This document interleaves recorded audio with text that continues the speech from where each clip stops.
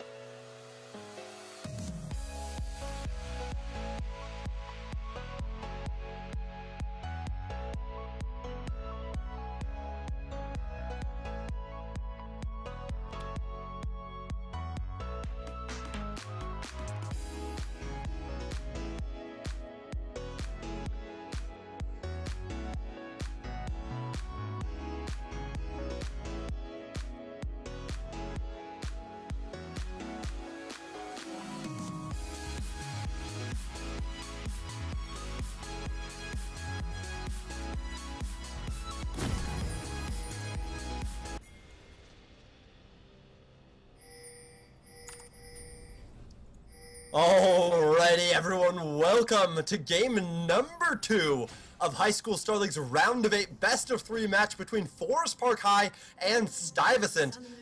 My name is Knight. I am joined by Seamoose, and this is looking to be an exciting match. 1,000 teams. Knight, you know what's exciting? Knight, Gangplank mid is exciting. There is a Gangplank mid on Stuyvesant's team. That's exciting. Yeah, that's meta, man. That's nope, that is not meta. That is ridiculously exciting. Is this gonna be AP Gangplank? No, it's gonna be AD. He's not running any AP. Yeah, it's most likely gonna be a crit plank. Korean crit plank. I'm excited for it. It's gonna be fun. I feel like if Zizoy, is that how you say it, or Zixoy? I don't know. If he's able to get ahead early, though, he's going to do a crap ton of damage with his Qs. This is either going to go really, really, really, really well, or just leave. However, I have heard from some of his friends that this is something he likes to do. When he has dominating performances later in the series, he will play this pocket roll Gangplank.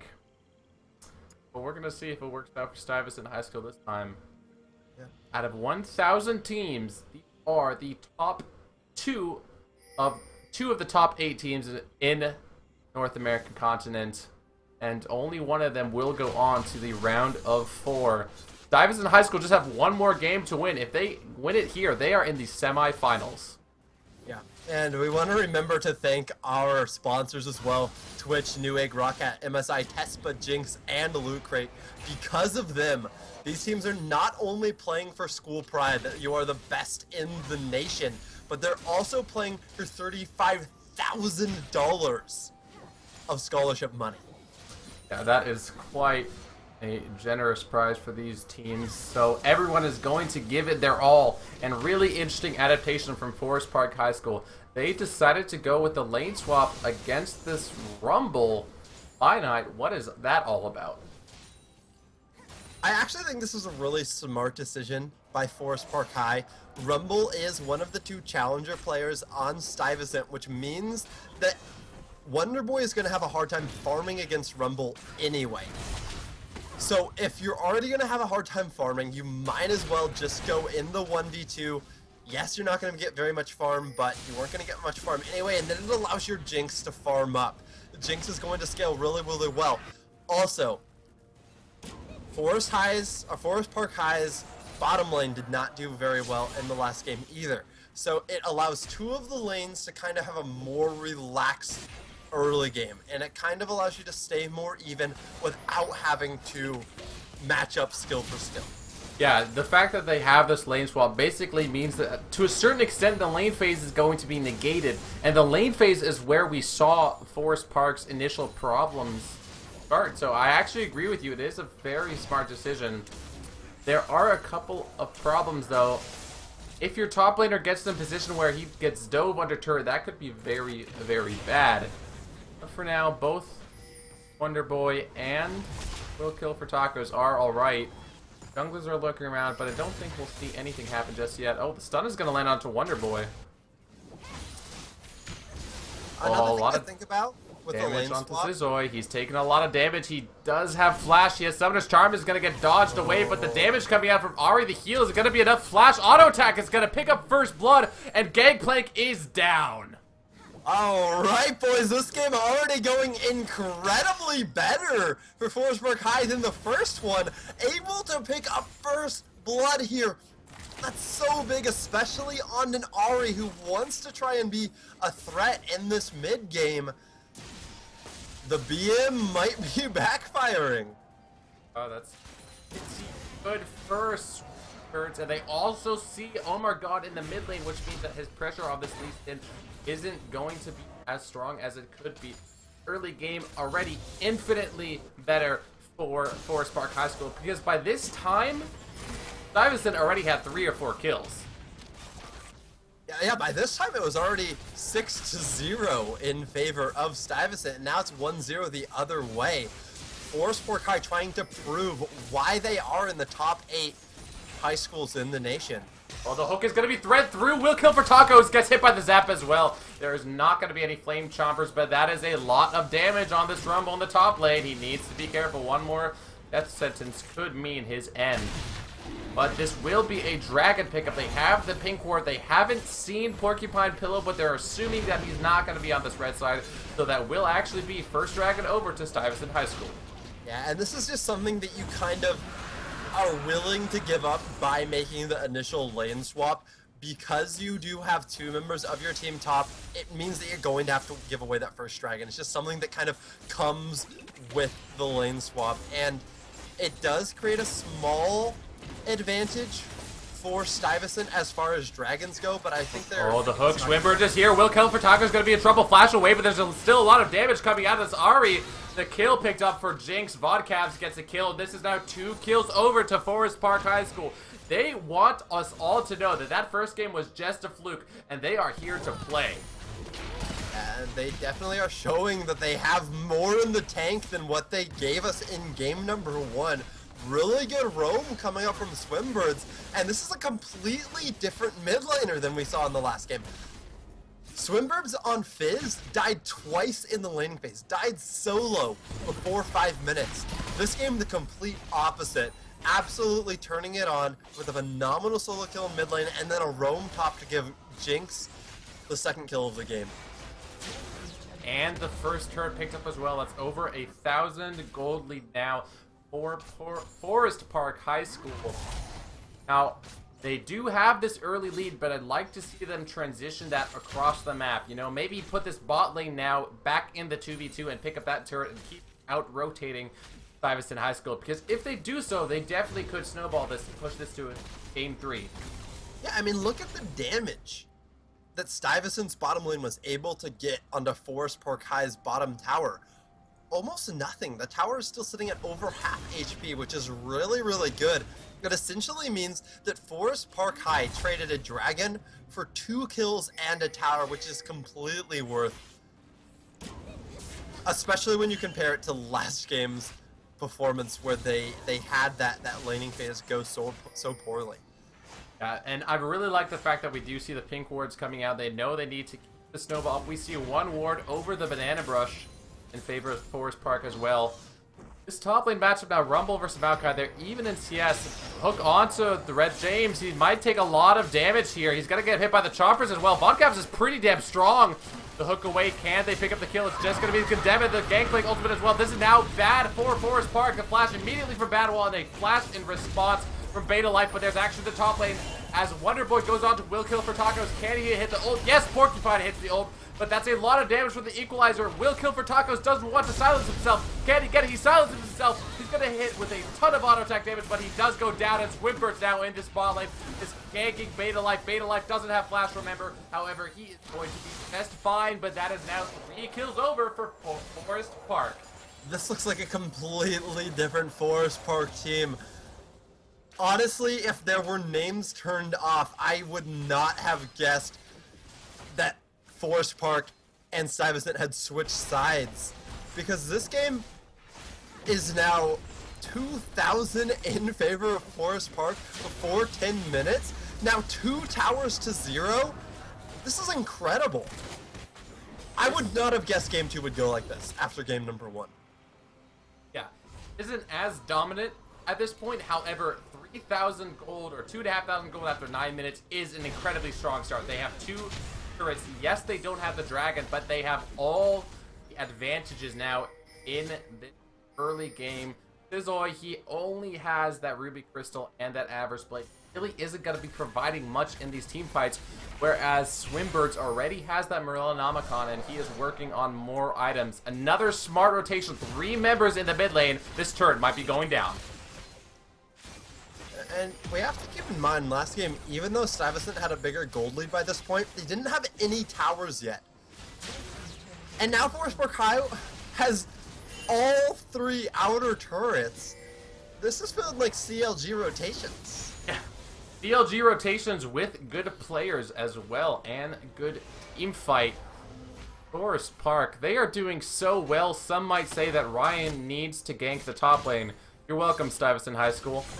Anyway, action in the mid lane. Scissor's gonna flash away, but there's another charge from the ultimate swim burst. Can he pick up this kill? Morella Namicon is on Scissor, and the auto attack flash and the W. Swim burst now caught out, but there's only a Nautilus. Whoa, he doesn't know that though, so he's going under this turret. Can he get the execute? I think he's gonna get out of the gangplank. Yeah, probably could have just walked away, but that is still 4 kills over for Forest Park. However, Stuyvesant is on the board.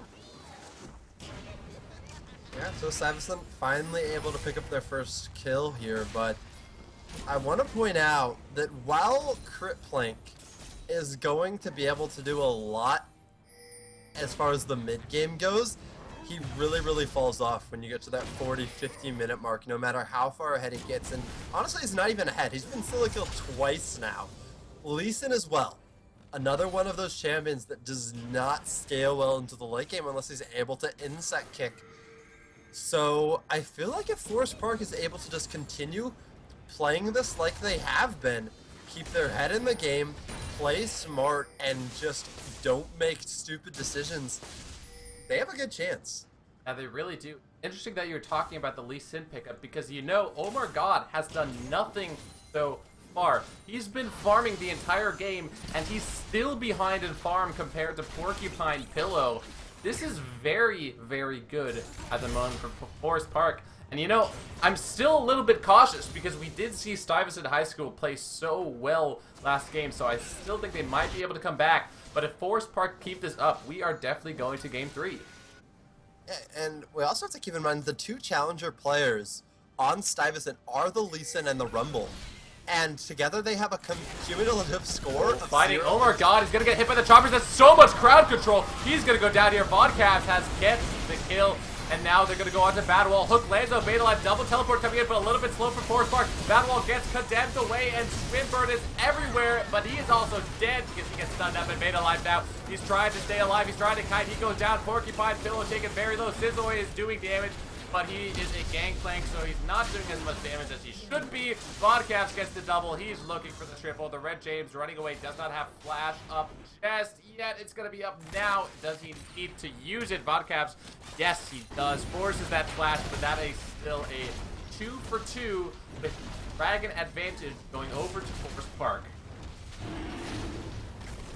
Yeah, I'm not quite sure what Omar God was planning on doing in that situation. Oh, he died. Kind of jumped in and then instantly died before he was able to do anything, which meant that Forest Park was able to fight a very nice 4v5, and it was still surprisingly close. Yeah, it was quite a impressive play really from Stuyvesant, because not only did they have poor positioning and they lost Lee Sin early in that fight, but they also really aren't sitting on good item power spikes. Scissoy hasn't completed anything. Bane doesn't have the Blade of the Rune King, and so this Jinx was just doing way more damage in that fight. However, like you said, still close. Oh, Battlewall, he's gonna get caught out here. Has his flash available, gets rooted down, but he's gonna walk away. Oh my god, he has not had the best game so far. He really hasn't, and that's really surprising considering the fact that Forest Park banned away Omar God's Lee Sin in game number 1. And then decided to ban the Vladimir instead of Lee Sin in game number 2, which allowed Omar God to pick it up. But Omar God hasn't really shown why it was banned against him in game number 1. He hasn't really made that impact I was expecting him to bring to the laning phase. That might have been just the fact that that lane swap, they didn't expect it. Stuyvesant High School did not have a great response to the lane swap, and as a result, we did see Omar God just go ahead and farm. He's really starting to already fall off as far as relevance is concerned, because Porcupine Pillow is simply going to get stronger. A little bit of action in the mid lane. Battlewall needs to be careful. There are 4 enemy members around. Flashes, but doesn't go over the wall. He's going to go down here. Land the hook onto Scissoy and the box onto Omar God. That's a lot of damage onto Stuyvesant High School. But the thing is, without that Thresh, he just got caught out. They're not going to be able to pick up anything else. Good stuff to Stuyvesant. Yeah, now it might look like Thresh getting caught out that one time isn't that big of a deal, but the thing is, those are the types of mistakes that are going to allow Stuyvesant to get back into this game. They're the type of mistakes that Forest Park High cannot afford to make. And the first one isn't going to do too much as far as turning the game goes, but if they make a few more mistakes like that, get caught out a few more times, it's really going to allow Stuyvesant to get back into this game. Yeah, they definitely haven't lost the gold lead. Forest Park still have over 2,000 gold, but what they did lose was momentum. They've been making plays all around the map, but that's the first time that we've really seen them on the back foot. Not only did they lose the flash, but they also lost the teammate. They cannot let a catch like that happen again, lest Stuyvesant start making a comeback, because, you know, they're no slouches in the late game either. You have the damage from Rumble and the Vayne. Yes, Lee Sin's not going to be great. Oh, Charm onto Red James. He's going to take a decent amount of damage, but he's a very tanky Nautilus with his own little shield, so he should be just fine. No ward in that brush, but he's just going to go ahead and pink it. Battlewall might be looking for a hook here. However, this would be a 4v4 fight. Still cool for Tacos, working on those Krugs in the top lane. Oh, that crit goes wide. This is very, very tense right now. Porcupine Billy's gonna get gauged up by the Rumbles here. The Maokai's not, teleport's not available either, so this 545, but a great charm onto Beta Life. Porcupine Pillow is still in a not good position. He's gonna take the lantern to get out. And all of that without Omar God in the area. Holy crap, Stuyvesant have balls of steel. Force the flash out of Porcupine Pillow, but the thing is, they are fairly low here. This turret's gonna be taking quite a bit of damage. Farm lands onto Beta Life. And the wave clear too, or I should say the lack of wave clear. Omar God's gonna get caught up. The ults from Gangplank coming out. The fight might break out. Sizoi is going on the hunt, but he has no follow-up CC as a very well-placed Chompers from Vodcast keep the rest of his team alive. Swimpers now is taking quite a bit of damage, and Badwall is getting engaged up by Omar God. He's gonna miss the hook, and the Rumble ult comes out. First takes a little bit more damage. I think everyone might get out alive. Wow. That past 45 seconds. Very, very tense, but no one went down. It does mean that Stuyvesant's going to be able to pick up a bottom tower off of that. And it's so surprising that they were able to just walk forward and make Forest Park run away. He's going to get caught out by Lee Sin. The combo, the kick away. Omar God landing the E. Picks up the kill. That's a shutdown and red buff over to Lee Sin. More picks for Stuyvesant High School is exactly what they need. Porcupine Pillow now doesn't have flash, remember. He's going to be taking a lot of damage, but is too tanky for Stuyvesant High School to look for anything more. Dragon is up in a minute, so Vodcaps will be alive. Time for that fight, but it's just like you said. These fights are going to delay the game and give Stuyvesant opportunities to come back. I really think the last game is still playing in Forest Park's mind because they have the gold lead and they're running away from 5v5s. They just don't want to fight because they're still scared.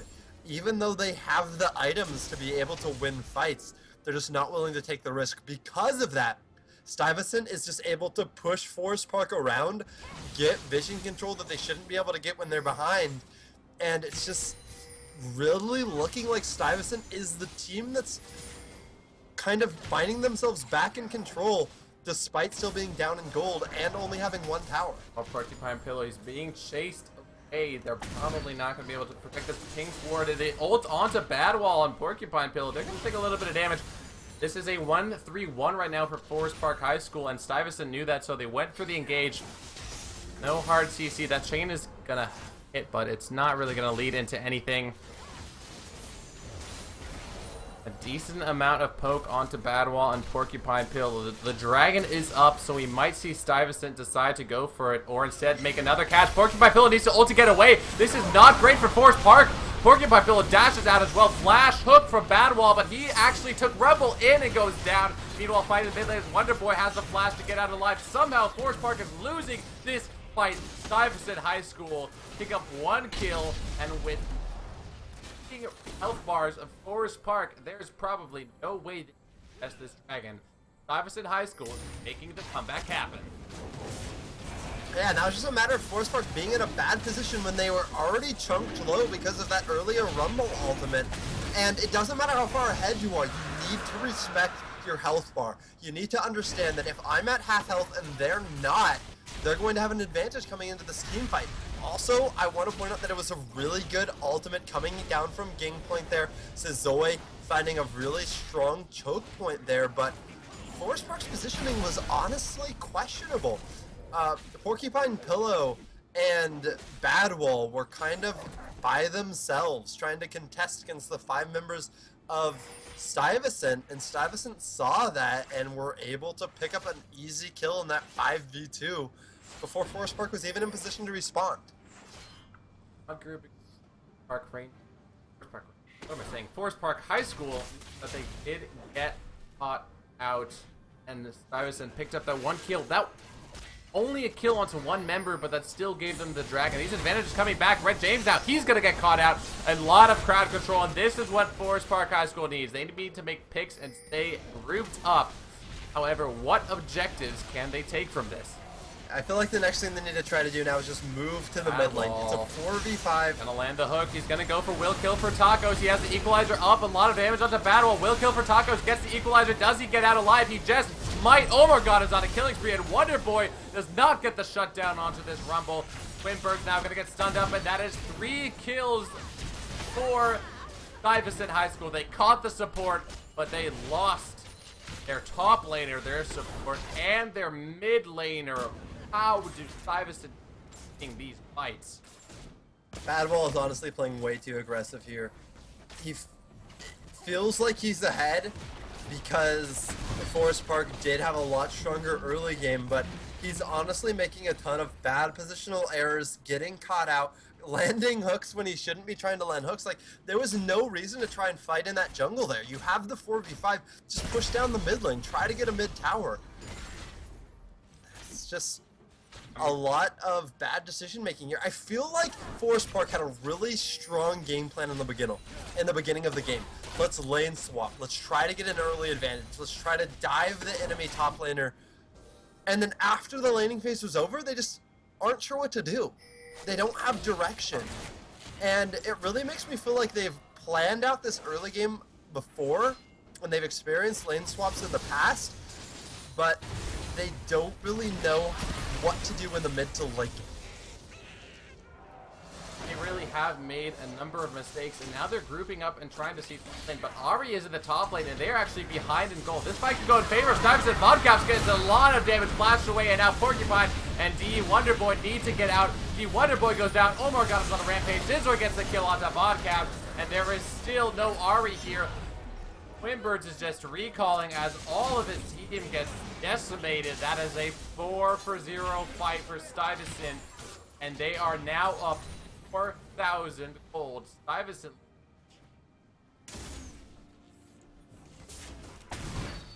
Yeah, it was looking so good for Forest Park in the beginning of the game, but they were not able to take that lead and change it from an early game lead and snowball it into a mid game lead. They kind of just took the lead they had and threw it away piece by piece, and after you've dropped so many crumbs, you're not going to have any cookies left because the crumbs add up. And honestly, Stuyvesant has done a phenomenal job taking advantage of the mistakes that Forest Park is making, capitalizing on those mistakes and turning it into their own lead, and now they are definitely in control of this game. And I feel like it's just a matter of time now. Been such a back from Stuyvesant. They're giving us and other. Well, but not only are they good at taking, they are also great at making comebacks happen.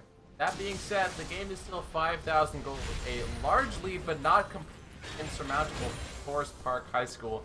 The question is, by night, if they do want to come back here, what do they do? Maybe get a catch onto members of Stuyvesant. The thing is, though, they're all becoming so incredibly tanky at this point. I feel like one of the main things they need to work on right here is getting more wards in their own jungle, because Stuyvesant has shown that they are not afraid to be aggressive. They're not afraid to make plays. Well, Contus is Zoe, but he's easily just going to be able to orange that off. So what Forest Park needs to do is they need to ward up around their jungle so that they can get picks.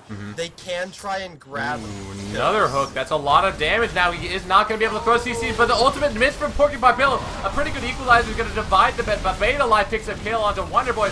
Now Forest Park is on the back foot. Porcupine Pillow still gets taken down.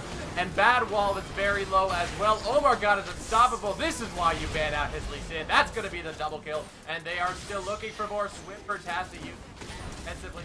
And we have just seen his skill shots and ults.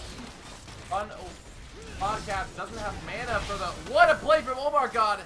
Oh, he does get the kill though, but now Vodcap's in huge trouble. Omar God safeguards for the HP, and he's still alive. That is a 5-0 in favor of a fantastic team, Stuyvesant High School.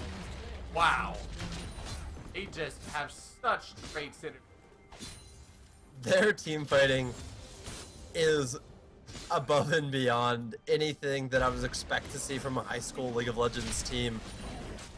It's phenomenal. Every single player knows what to do in the different situations, knows how much damage they can take, and how much damage threat Forest Park brings to the fight. And because of that, they're able to squeeze in as much damage as they can before getting out to safety, before ensuring that they don't die. And yeah, it's so sad to see Forest Park give away such a beautiful early game and just honestly show that they don't have the caliber of play now to fight against Stuyvesant in this mid game. And they continue to land hooks and they continue to go in when that's not the smart thing to do. You have to remember that Forest Park has a team that's going to outscale Stuyvesant. So if they did ward up their own jungle, if they just looked for picks where they had a massive advantage, and besides that just farmed and tried to keep their towers alive, they could outscale. They could start to win team fights in 40-45 minutes. But because they're fighting these fights now when they no longer have the advantage, they're pretty much saying, we're not patient enough to wait until we can win team fights just based on scaling, even if we don't have as strong of like team fighting mechanics. Definitely nightmare. I'm sure that Forest Park is remembering game 1. They've done a good job so far, but they're now behind 9,000. One thing I do want to highlight, not only is the play fantastic from Stuyvesant, but you also have to give credit to Omar God. He originally was 0-1-0. As Forest Park was getting this early game lead, it didn't look like Omar was playing a great Lee Sin, but he is now 6-1-9 and has been involved in 15 out of the 18 kills his team has had. Stuyvesant High School looks really strong from any position, really. And we them going for a potential Baron bait Bad Wall. He's been caught out before. He is going to have the ink ward there, but he needs to be very careful. They're going to get the catch onto him. Bad Wall's going to take the kick, take the equalizer. A good ultimate from Porcupine Pillow, but that is not going to be enough to save his support. Now, Bird's taken pretty low. Sizzler needs to be careful. He dodges the charm there, but this might just be enough for this Baron take as Stuyvesant High School continue to dominate Forest Park.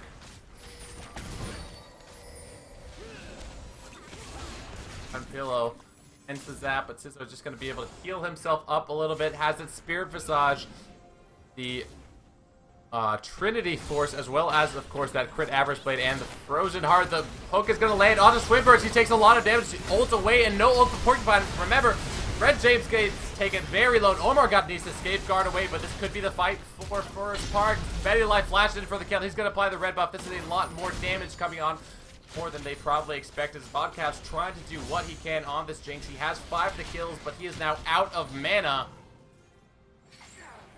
Nice hook onto Omar. He might actually go down here. Kicks away, and Badwall goes down instead. Omar is godlike. Porcupine Pillow probably going to go down here as well. And Stuyvesant High School show us many different ways that they can take advantage of it. And a flash kill. I'm pretty sure by night that we're not going to. Yeah, it definitely doesn't look like it. And you talked about how well Omar God was able to come back after a 0-1 start. I want to point out that Wilco for Tacos, exact same story. Started the game 0-2-0 and is now 4-2-14. So meaning after the 10-minute mark, he's not died once and gotten 4 kills and 14 assists. And man, it's honestly really impressive the way that Stuyvesant was able to come back from an early deficit and just turn it into what looks like a dominating game for them. Yeah, people who best jump think that, you know, the entire time Stuyvesant High School have been in the lead, but that really wasn't the case. You've said it before, and I really think it deserves saying, is that Forest Park, they had a very strong early game plan, but after that early game was over, it doesn't seem like they really have had any strong strategy, and Stuyvesant has just completely taken advantage of that. Honestly, Stuyvesant looked really shaky in the lane swap, and I think if you are a team that is going to have to play against Stuyvesant in the quarterfinals, lane swapping might be something that you want to try against them, because it doesn't look like Stuyvesant has much practice against the lane swap, because honestly, it is a completely different game playing League of Legends with a lane swap compared to normal laning, and it's not something that most players have a lot of practice doing, because it doesn't happen in solo queue, it doesn't happen in normals, and most of the time, even in ranked 5s, it doesn't happen. So that could be a really good way to try and take advantage of Stuyvesant if you're playing. Oh my god, he's gonna let the combo. Swimber takes a lot of damage. He goes down. A 2-minute ultimate from Porcupine Bill, but that's not gonna be enough to stop this team. Wonder Boy now in trouble. He does not have flash, and he does go down. That's a triple kill over to the Rumble. Not probably going to be able to pick up anything else as far as kills are concerned, but there has been a huge bot wave building, and they're definitely going to be able to take this turret, most likely in hit as well. Sort of the last stand for Forest Pike High School. What can they do? Honestly, by I don't think they can do very much. Yeah, at this point, they've just given up way too many kills, given up way too much, and there's nothing they can do here. Look at those minions. Whoever prepped that wave, a minion prep god. 20 casters. So, Forest Park tried their best, but in the end, I think it's pretty clear that Stuyvesant is the better team here. Yep. And they are real contenders, I think, for being the HSL champions for 2015. Yeah, you know, it's only top 8, but the way that they've just taken Forest Park apart definitely makes a great case for trying to win this title. Sizzler now might get caught out. He is going to be locked down, but the members are around. Sizzler is going to go down. A great equalizer landing onto so many members. Forest Park lost a member, but they now need to be careful as Omar God goes in and goes out. Wonderboy onto Beta Life, but he's going to go down. As Zoni is onto Will Kill for Tacos, keeps him alive. He's now silenced himself, but flashes in for the auto attack and picks up the kill. That is 3 kills. It's gonna be 4 in a moment. Badwall goes down. Omar God is not a god. He is a legend. And a Baron over 33 minutes in. Stuyvesant High School. They haven't won the game yet, but they might as well have. Oh, victory. Yep, surrender coming out. Stuyvesant High School move on to the semifinals in a dominating fashion. Wow, that was honestly incredible. Stuyvesant showing that they are one of the best teams in all of North America, and not many high schools can compete even close to Stuyvesant's level of play. This has been a phenomenal showing from both teams, with Stuyvesant absolutely blew my mind. They look like one of the teams that is going to be showing up in the finals, I think, for the high school Star League. Yes, they definitely look like one of the strongest teams I've seen so far, but there still are more games to be played. We will be seeing, I'm pretty sure we're going to be streaming a game tomorrow as well as Sunday night, so stick around for that. Of course, please do follow our social media, and thank you to our sponsors, Twitch, Tespa, Loot Crate, Jinx, MSI, Rocket, and Newegg for sponsoring the High School Star League, where these players are competing for for $35,000 in scholarship. If you want to talk to us personally, my Twitter is @Seamus1. By night, what's yours? Mine is @Legend by Night, and definitely I'd love to carry on a conversation if you have questions about the High School Star League or League of Legends in general, or this game that was just unfolded before your eyes. I have a lot of questions about this game. Oh man, don't worry, I have all the answers. And I was casting it. Wow, but anyway, that's gonna wrap it up from us tonight, guys. Thank you very much for watching, and we'll see you tomorrow.